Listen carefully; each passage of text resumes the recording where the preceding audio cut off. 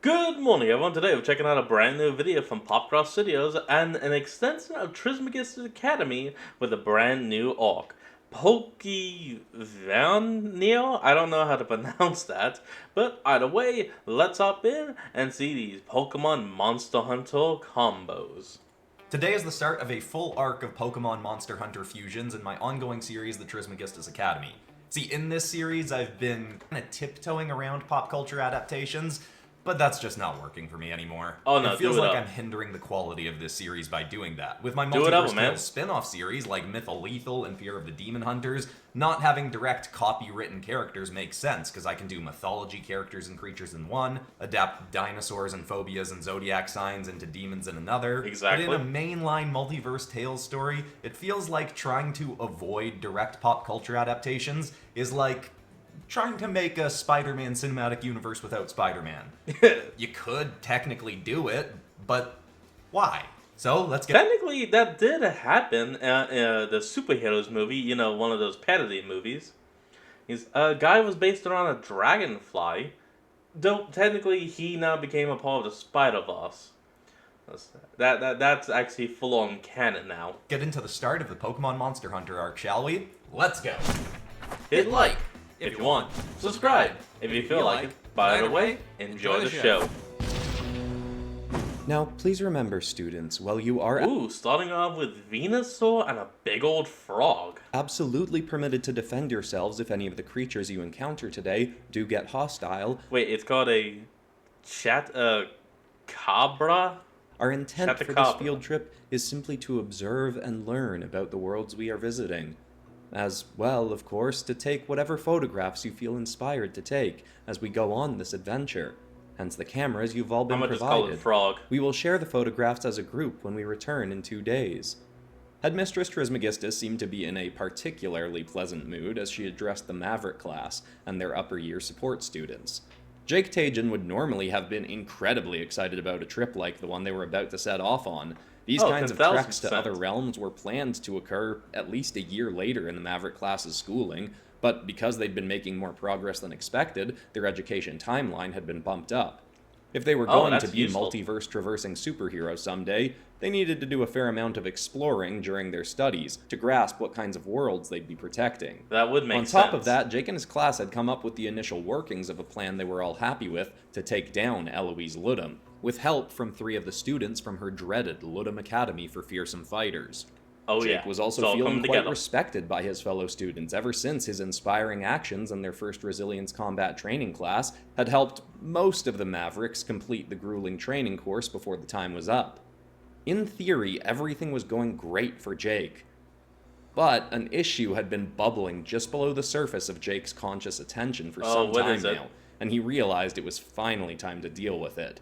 He knew it was something that could make his goal of someday forming and running the multiverse's greatest team of superheroes a bit more difficult.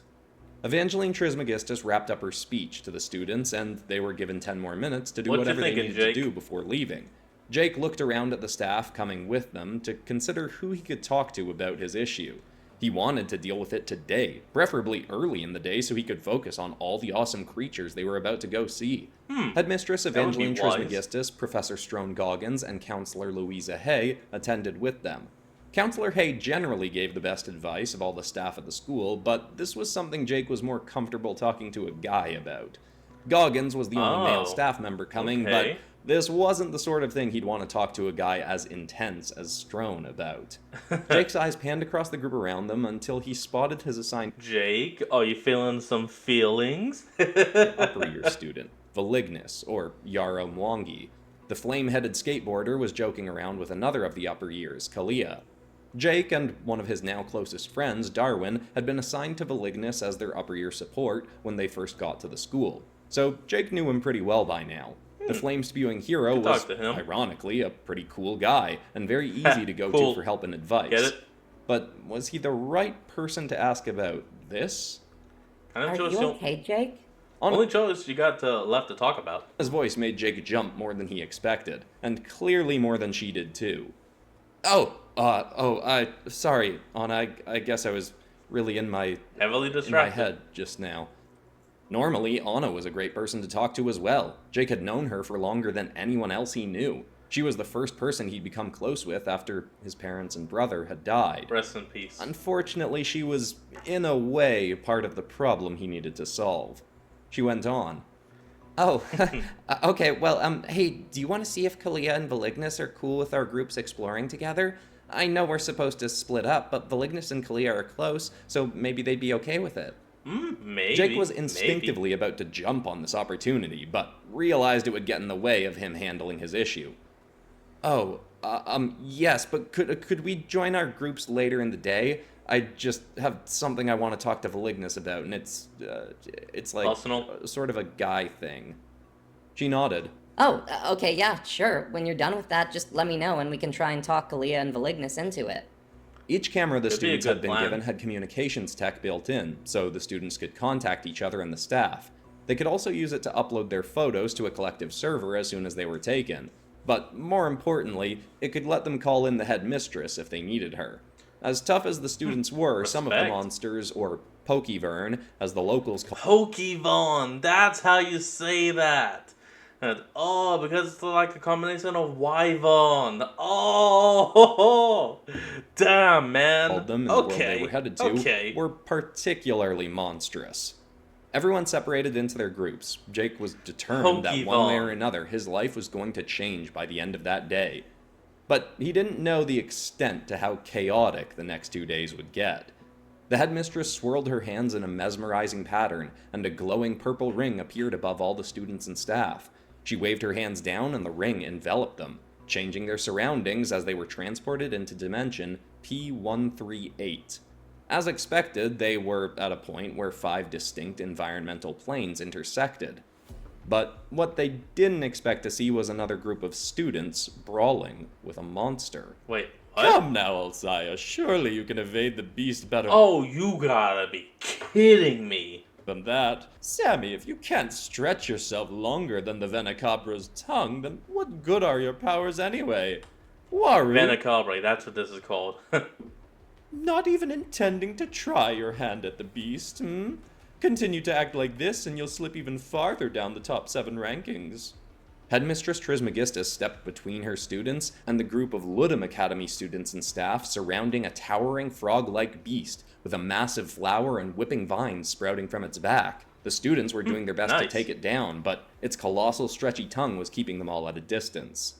The tall-fit student leaned up against a nearby rock face, shrugged. I'm letting the C-listers handle this one. If I'm spending 2 days in a Pokemon Monster Hunter knockoff world, then I'm definitely saving my strength for when the main event shows up.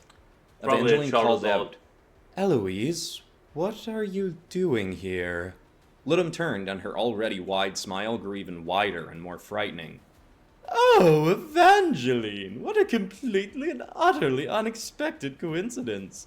Are you also bringing your students here to hunt monsters? I feel like this was What planned. are the odds of all places in the multiverse we'd come to the exact same spot on the exact same day? Evangeline paused before responding. As you are evidently hinting, I'm sure this is not a coincidence. Oh, no, duh. Eloise looked cartoonishly and sarcastically shocked. She clearly Why, knew. whatever do you mean? How could I possibly know you'd be coming here? Why, for that to be true, I'd need to have something like a mole on the inside of your school, and an upstanding establishment such as your own would never allow for something like that to put your students at risk, now would it? The LAFF students noticed the Mavericks and seemed pretty shocked themselves. Jake locked eyes with Alsaya, who suddenly appeared terrified. They both looked away from each other, not wanting to give any evidence to suggest that they were working together. Could Ludum Looking away would technically do the opposite with that. It'd be like, these two have talked, there's something between them. No. What you need to do is stare down that person and give them the fake death glare. Be like, oh, you want some of me? Come and take it! Kind really of have look, a mole you know? in Tahe? If she did, is there any chance they already knew about the plan to take her down? Evangeline relaxed her shoulders. However you knew of our field trip, it does not change our plans. I simply ask that our students do not engage in any conflicts with each other while we are here.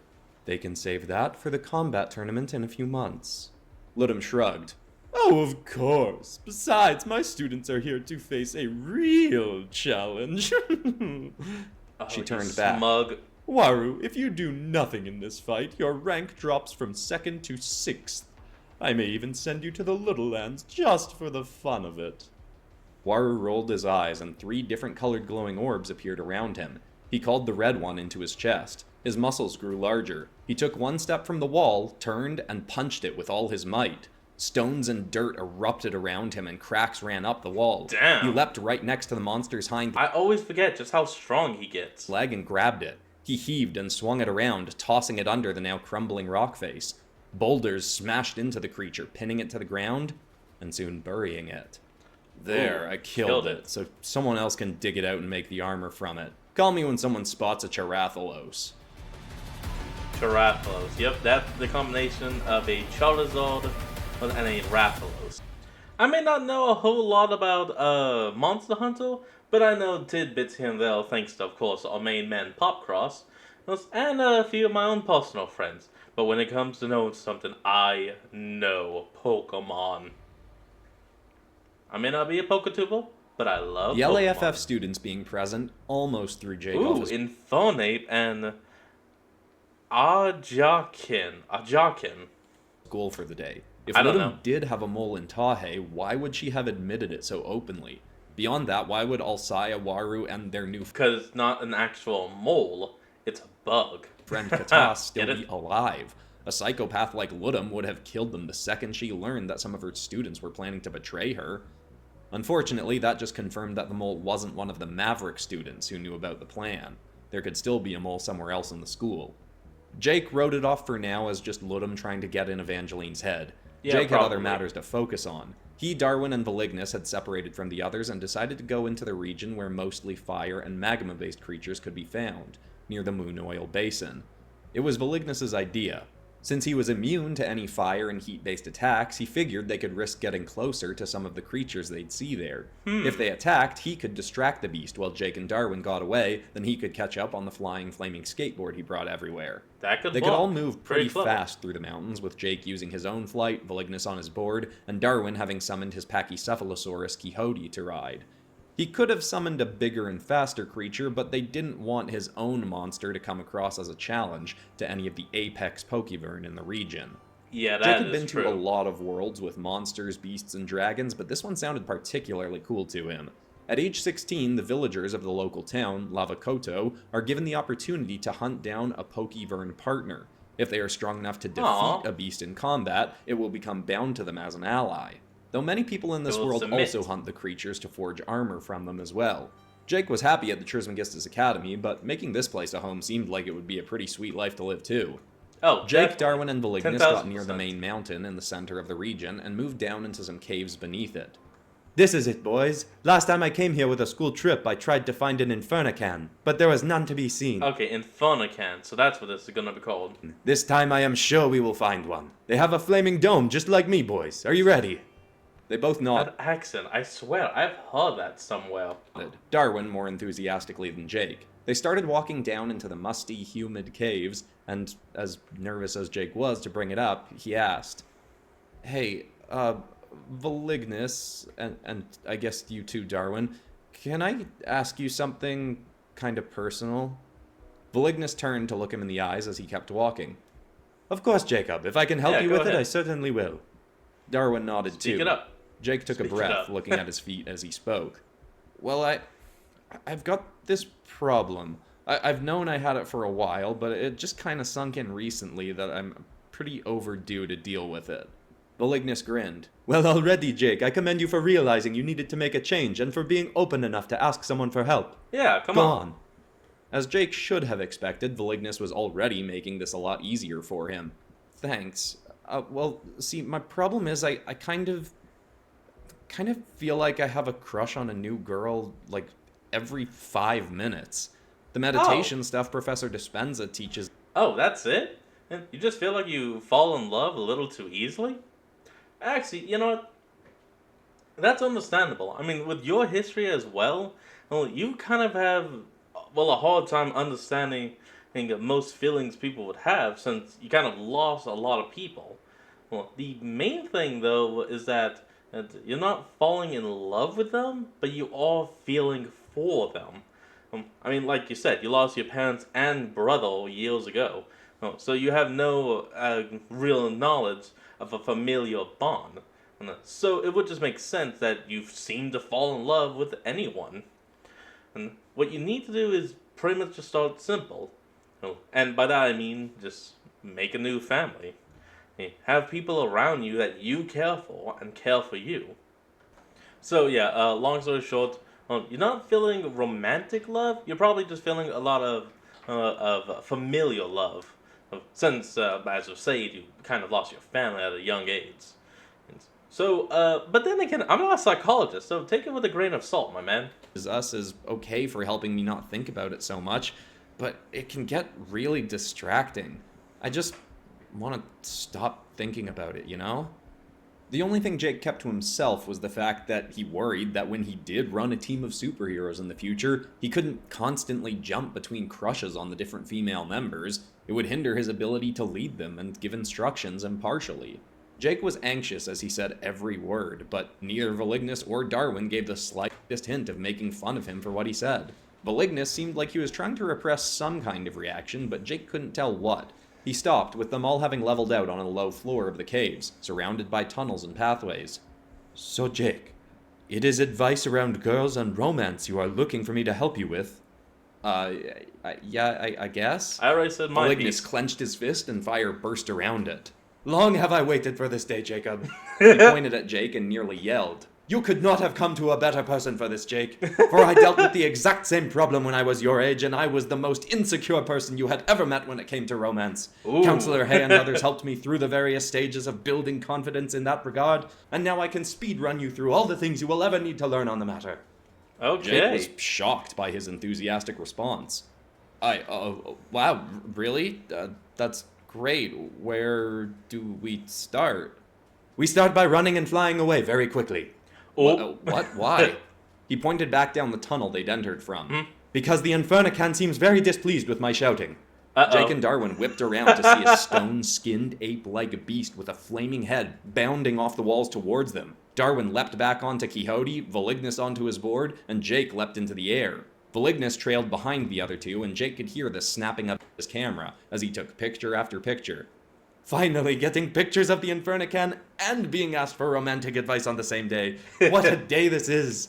Jake tried to keep going in as straight Where does that accent from? I swear I've heard it somewhere. a line as possible so they could find their way back easily, but the tunnels didn't permit a straight line. He turned and weaved, already feeling his flight having improved after all the runs he did in the first Resilience combat class. Unfortunately, he soon saw a cliff ledge coming up ahead, and Darwin's dino couldn't fly. He called back. Velignus, there's a cliff coming up. Velignus cheerily replied. Wonderful, that is what we needed. Get as close to the walls as you can, boys. Wait. They did as instructed, and Velignus dropped down okay. so his flying board was just above the ground. Come along, pretty monkey. Come catch the flaming man. Velignus shot past Jake and Darwin, and the bounding beast thundered by them on his trail. It shrieked furiously as it neared the cliff. Velignus was riding backwards, egging the beast on. Come, keep following. Eyes on me. I see. Its eyes did indeed remain locked on Velignus. He's He gonna flew make it over the ledge, fall. but kept going straight as if there was still ground. The creature didn't seem to notice and kept running until its feet had nothing to land on. It tumbled off the cliff down at least 100 feet before clutching the wall and sliding down another long ways until it finally slowed to a stop. Velignus blew it a kiss, then flew back over to Jake and Darwin. It may still come back for us, so perhaps we should find a safer place to speak, boys. Yeah, you gotta get out of there, man. Great design, and I wonder why it has gold on it as well. I guess we'll probably never know. They hurried back to the tunnel where they'd Oh, Zapdos! Yes! entered. Jake hadn't remembered how to get there, but Velignus led them as if he were on a trail he'd followed 100 times before. Oh, They dude's got probably back been up there and out of many the base times. of the mountain. As they moved, Velignus spoke. Jake, the first thing you should know about romance, relationships, and crushes is that this topic is one of the biggest points of insecurity for many people from many different worlds and cultures. Having That is anxiety true. around discussing it is very common, but also not necessary when you have a seasoned professional like me sharing my experience. So, with that said, why don't you tell me, Why do you consider having crushes to be a problem in the first place, hmm? Jake was surprised by the question. I mean, I just, like I said, it's distracting. Well, do you think it is genuinely distracting in its own right, or is the distracting part simply you thinking it is a problem to be this way? Sometimes the only reason we have a problem is because we think something that is completely normal is a problem. What have Okay, hold on. Sorry to pause and all that, but look at that. That thing is not looking like a Pokemon nor this Monster Hunter creature, Raydra. It's looking like a Megazord. Like, I'd be seeing that flying and to join up with another Megazord. I told you Look that at at that 13 thing. years old, or really any age, it is very normal to feel as you do, hmm? Jake shrugged. I mean, I guess that would be kind of comforting, but it doesn't seem like anyone else thinks about this stuff nearly as much as I do. That is simply because most people are too afraid to talk about it. That Not is everyone, true. some do not care as much, or even at all about romance and such relationships, but many are just too scared to accept that they have these feelings. Because it is a topic that many have insecurities about, when some people hear others openly discussing their feelings and desires, they may even jump to attacking that person. Not even knowing why, they simply think this is the way you react to someone being open and vulnerable about romantic interests. In truth, Exactly, they are yeah. attacking themselves over their own repressed feelings. Jake turned to Darwin. Do you have a crush on anyone? He shrugged. Not right now, but I have before, and obviously I'd never make fun of you for it. Unless you had a Yeah. crush on someone who sucked, maybe. Can't have Yeah. a friend dating a girl who I don't want to hang out with, too. Jake smirked and nodded thankfully. Velignus went on. Knowing how others often respond to this topic, I myself was too afraid to discuss things like this when I was your age. I too had a new crush every time a new girl walked past me. This used to cause me great anxiety. Classic. One thing I learned about myself, and this may not be the case for you, was the reason I jumped from one crush to the next so often was because subconsciously I knew that if I settled on just one, the one I really wanted to be with at a certain time, I'd actually have to do the most terrifying thing I could imagine, Oh, yeah? and tell her how I felt. Jake felt like a light switch had just been turned. Weirdly enough, yeah, that's a lot of guys. Is whenever they feel a crush, they always feel like they can't actually talk to that crush because they're just scared. Turned on. Whoa, that actually might be exactly the same for me too. I mean, I kind of daydream a lot about actually telling a girl how I feel, but the idea of doing it in real life has always felt like, I guess, Terrifying? not a real thing I could actually just do without people making fun of me. Velignus skipped happily. Excellent! Then if that is the case, I have the perfect advice for you on how to decide between all your crushes you've had, who you should actually ask on a date. Counselor Hay shared this with me, and I think it is as brilliant as it is simple. Jake interrupted. Thanks, but honestly, I actually know already who I want to be with. After what you've said, it just kind of feels obvious. Velignus paused. That's good Oh. enough. Click. Well, can I share this anyway? The floodgates are open, and all my advice wants to pour out. Jake chuckled. No, close those gates. No. Freedom of speech. Talk all you want. Say what you wish. Sure, go ahead. Just be careful. Perfect. The best thing to do if you like many people is consider, if I did not have romantic feelings for any of these people and was simply deciding who I wanted to be closer friends with and spend more time with, who would I choose? Hey, Whoever there you want you to go. spend time with the most as a friend and enjoy the company of is likely the best person to try getting romantic with. The foundation of a great romance is great Oh. friendship. That is why I asked Kalia out a few weeks ago. Friends make the best love. Jake was shocked. Wait, you did? I didn't know you guys were dating. He laughed. Oh, we are not. She said no. She said she was not interested in finding a relationship right now and just wanted to remain friends. Jake was surprised by how relaxed he seemed about it. I mean, That Yeah. was just fine. I mean, you guys still seem Perfect. like you're pretty cool with each other. Of course, I was honest with her, she was honest with me, so we got through it just fine. I was obviously Exactly. sad and disappointed because I was sure she was going to be interested in me as more than a friend. But just because someone rejects you romantically, that does not mean there is anything wrong with you, and it does not mean there is anything wrong with them. Everyone has Exactly. specific things they're looking for romantically, and it is not an offense to you if they are not interested in you that way.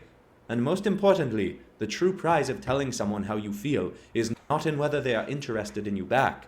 It is in the very fact that you had the courage to be honest and open with them in the first place. If they do not want to be with you, then they are really doing you a favor by saving you for a person who will be ecstatic to be with you. Exactly. Jake was a bit nervous about the fact That's how that you find the Valignus one. had been sure Kalia was into him when he asked her out, because Jake had a strong inkling that the person he liked was into him too, but he knew he could be wrong. Besides that, though, Jake had never felt more sure about what he needed to do. Thanks, Valignus. That really helps a lot. Speaking of Kalia, any chance we could go meet up with her and her group? I've got something I want to talk to Anna about. Oh? Darwin's hand shot up. I knew it! Valignus called Kalia Bet. and asked where she, Anna, and Amelia Blonsky had ended up. They'd gone to the Sarahwind Plains, hoping to find a legendary apex Pokevyrn that had recently been spotted in that area. It was called the Zapdow, and while the region it lived in was fairly desolate, it was also rife with harsh winds, Zapdow, rain, huh? and fierce lightning storms. Pretty good name. Some believe that the storms were not a part of this region until the Zapdow appeared, and it brought them due to its own body's ability to produce lightning. Oh, well, Others yeah, think it clearly. was drawn to this region because it sought to absorb the electricity. Either way, it had resided there for centuries, and most who entered its domain hoped not to come across it. Anna, Kalia, and Amelia had taken a rest near a large wind farm. Valignus had been there on a past trip and knew where it was. Darwin let Quixote rest and summoned his big thalassodromius called Panther, so they could all fly. They headed towards the windmill farm, and Jake's stomach sloshed around in his flight with a mix of anxiety and excitement. Working with Anna in the Resilience Combat Excitement. class had reminded him of the feelings he'd had for her on and off ever since they met. They'd been through so much together. They'd survived and escaped Baxel's prison, fought monsters and demons with the Sharp Gang, and now had gone to a multiversal superhero school together. Anna had always been there for Jake, and, well, he hadn't seen it before. The only thing keeping him from telling her that he cared about her as more than a friend had been fear. No matter how it went down, Jake was overcoming that fear today. I was just about to ask if there was a demon of fear. A demon of fear for love. But then I remember, yes, there technically is, and it's a damn Orcon. Jake didn't even let himself think about how he was going to say it. He wanted it to feel as natural as You know, possible, love bug. and knew overthinking it wouldn't help. The closer they got, the more amplified his excitement and nerves got. They got well into the right territory, and through the thick clouds in the air, Jake could make out some silhouetted windmills in the distance. Unfortunately, the last leg of their flight would be far more difficult than the first. Jake felt all the hairs across his body stand up on end. He turned and saw Darwin reacting as though he felt the same. Before they could both turn to Valignus, his voice called Lightning. out, "Dive, boys, dive!" Jake just barely started soaring towards the ground in time to get below a massive, swooping form that chomped at him. The wind from its body hit Jake like a linebacker, and he started spinning out. He regained control quickly and turned to check on Darwin, who had also gotten out of the way in time. Unfortunately, the massive golden beast that had flown at them was circling back around quickly and was leering at Darwin. It seemed they'd crap. been right the first time about an apex Pokevyrn feeling threatened by one of Darwin's bigger beasts. As Jake and Darwin descended quickly, Valignus flew into the Zapdow's path. Come, you sparking turkey bird! A little lightning Turkey doesn't bird. bother me." Electricity exploded Funny. from the dragon's mouth right at Valignus. It struck him and sent him spinning back on his board. But it just made the flames on his head and feet ignite the rest of his body in a burst. Ooh, let's go, turkey bird. Hit me with that again, would you? The Zapdow tucked its Charge wings and me dove up! right for him. Just as it got close to tackling him from the sky, Valignus tucked his legs up and rode his skateboard along its back and tail.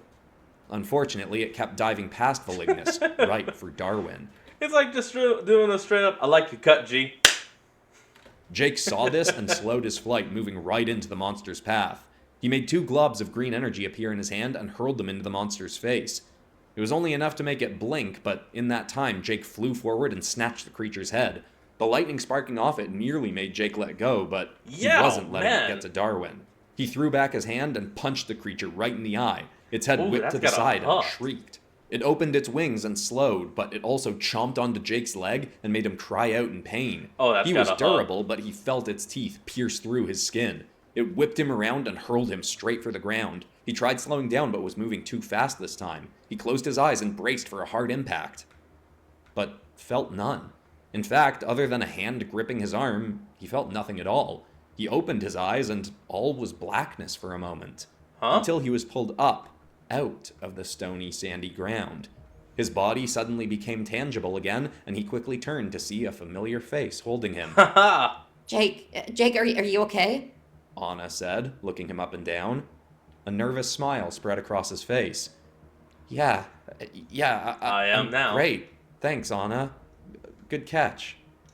Anna held him for another moment, then blushed, and they both turned back to the action. Jake could feel the burning cuts in his leg yeah. from the monster's teeth, but it was manageable. He could heal himself later. Jake looked over to see Darwin landing and getting Panther to cover. Velignus was keeping the zapped out distracted for the moment. Jake said, Darwin's buddy must have gotten it really mad. Maybe if you unsummon Panther, it'll back off. Anna shook her head. No, it wasn't you guys getting it riled up. It was them. Anna pointed Oh, up in the opposite of direction. course. Jake followed her finger, realizing that he hadn't even seen half of the problem yet. Part of Jake was relieved that the Maverick team. LAFF students were really the ones causing problems, Oops, no, not Maverick. I forget what the other school's team is called. but it didn't Mistake. change the fact that clearly the zapped out was not their biggest concern. Honestly, I have to say, this is pretty damn good. Like, if you didn't know anything about Auto Universe, well, you could say that fits right into, like, D&D. Or just straight Monster Hunter. Don't worry, we are going to get a Chirathalos at some point, but, might be end of the second episode, maybe the third episode. We'll get there, I promise. If you enjoyed this, you That's might want fine. to check out my first two Pokemon Monster Hunter Fusion episodes that I did a few years ago. They're not set in this same storyline, but they are set in this same world that this story is happening in. In fact, the previous episode yeah. of the Trismegistus Academy series revolved around Pokemon as well, when I was redesigning some Pokemon sprites that I made in high school to work into the series. So maybe you want to check that out, or just go back to the start of the Trismegistus Academy series. Watch Yeah, the whole do thing. both. But besides that, that's all for today, except of course for ending this video on some kind of positive or inspiring note. And the thought I want to leave people with today is something that I've probably done a few times before, but I think it's just a good reminder to just take a moment and feel into your body right now. Are there emotions or physical feelings that you're trying to distract yourself from by Feel watching lots yourself. of different YouTube videos? Hopefully you're just, watching stuff to enjoy it. But Yeah, is there I am. anything you're consciously avoiding right now? Maybe take a minute to just I got settle nothing. into yourself and feel those things. And let yourself feel them without any judgment. That could help them. Only thing I have is just a little bit of worry for a dental thing, but that was already taken care of. By the time y'all have seen this, it's been over 2 weeks. Pass through you and go away. Hope that helps someone out there. I love you all, and I'll see you all in the next episode on Monday, in which I'll finally be announcing the Ooh. Mythal Lethal book launch date. Nice. Alright everyone, that's going to be the end of today's video, and I hope you all enjoyed this. Remember to like, comment, and subscribe for more. Link to the original will be in the description below, and I'll see all of y'all next time when we flick back on. Until then, this is Fox, signing out. Peace.